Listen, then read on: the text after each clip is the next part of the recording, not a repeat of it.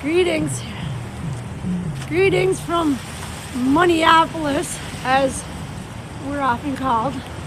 This is Penny Arcos, the Minnesota captain of Center for Political Innovation. Minneapolis has been in the spotlight lately because of the alleged Somali daycare fraud. Well, let's talk about subsidized daycare. Why is daycare subsidized in the first place? Libertarians would argue, well, moms and grandmas don't get paid to take care of their kids. Why are we funding daycare? Everybody should pay their own. Well, the U.S. government opened up daycares during World War II and subsidized them to get women into the workforce to stabilize the economy. Much like the cheese caves in Missouri. It's a government program to solve an irrational problem of overproduction and to prop up the dairy farmers. Because you have all these people, wage workers, who don't make enough to buy back all the dairy products are being produced. So put them in cheesecake, and then we'll give out some government cheese once in a while to the people who are starving. Food stamps props up the farmers, props up giant corporations like Kraft, because you have all these poor wage workers who can't afford to buy all the cheese. So what do? The government helps the poor people buy it. So after World War II, there was a big media campaign to get women back home because they argued that women were taking men's jobs. Well, that's an easy scapegoat. But if you really look at history, technological innovation often replaces jobs and creates another economic crisis under capitalism. The problem of overproduction and the falling rate of profit always exists in capitalism. And the government has many creative tactics to solve the problem. Now, women in the workforce have had to fight for equal pay and for safe working conditions for hundreds of years. The labor movement, the unions fought, even sometimes sacrificed their lives to try to get equal pay for equal work and to try to get safe working places for women. Remember the shirtwaist factory? Child labor was legal. Families had to work to the bone day and night just to put food on the table. It is cheap labor for the capitalists.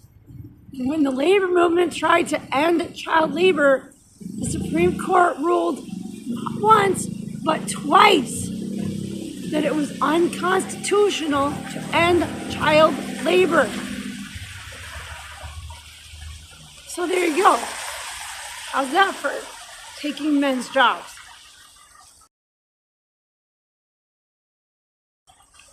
Now, who actually gets these subsidies? When my child was young, I was told by the county, when you're looking for work, you can get child care assistance. When you get a job, you get cut off. There's incentive. There are income limits for child care assistance. And there is a ton of paperwork that you have to fill out to get any kind of assistance. 20, 30, 40 pages. I'm exaggerating, but it's a lot. All your income, all your assets. You fill it out, you send it in, they say you did it wrong, or they don't even look at it. You gotta keep following up. And then you missed the deadline because it took so long for them to look at your paperwork, so you got to do it all over again. Then there's the income limits.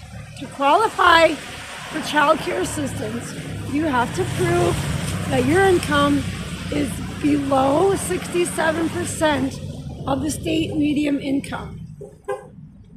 That's $45,000 for a two-person family, $54,000 for a three-person family, and $64,000 for a four-person family. So now let's talk about wages and daycare costs. Why can't people afford to pay daycare?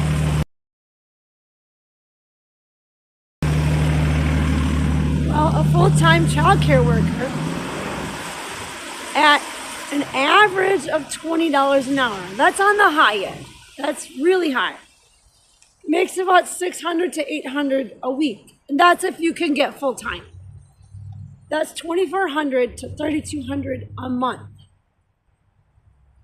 That's most people's rent in a one-bedroom, maybe a two-bedroom if you're lucky.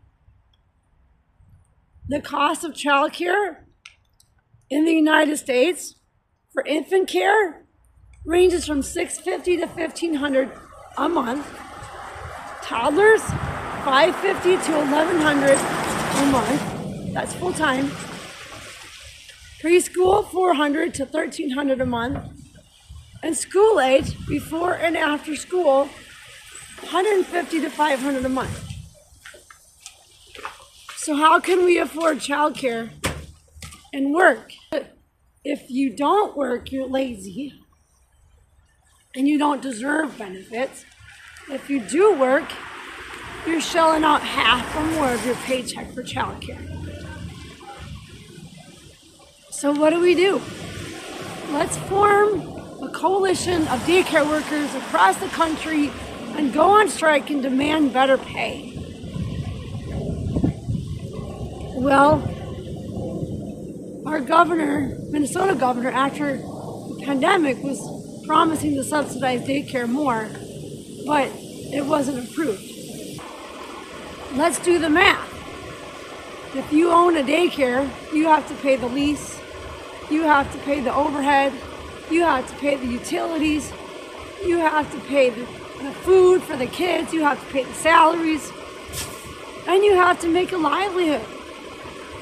You got to pay your own mortgage, and your car loan, and your food, and your lights, and raise your own kids if you got kids. Child care for your kids too. How about that? So what's the solution? We here at the Center for Political Innovation have a 4-point plan that would save America and rebuild our country and invest in working families. And we're clear about what we're for. We're for a government of action that fights for working families. We're for a national bank to replace the corrupt credit system of the United States, a bank that injects credit into communities where the purse strings of the nation are held in public hands and the lending of money is done strategically in an overall economic vision for making a stronger country. We are for public control of our natural resources, oil, natural gas, coal, timber. These things should be in the public budget. We are for a jobs program to hire millions of Americans and put them to work building a strong country, paving the roads, building new high-speed railway, building new universities and schools, building new power plants, etc., a new works progress administration, a mass program to rebuild the United States and the infrastructure. And finally, we are for an economic bill of rights, like Roosevelt had proposed, the right to a job, the right to housing, the right to education, not as a handout, but rather as an investment in the nation, because it is human labor power that is the source of all wealth. And so if you want to have a strong economy, you need to utilize the labor power of every person. You need to educate the public. You need the public to be physically fit, strong, and healthy. So as an investment in the nation, we invest in our people. And all of this centers around a perspective that we call innovationism. So we need to really get serious and stop fighting about culture wars and stop falling for the scapegoat narrative and unite against the common enemy of Wall Street. We need to build a serious organization to demand a government of action that fights for working families, not for the giant casino on Wall Street.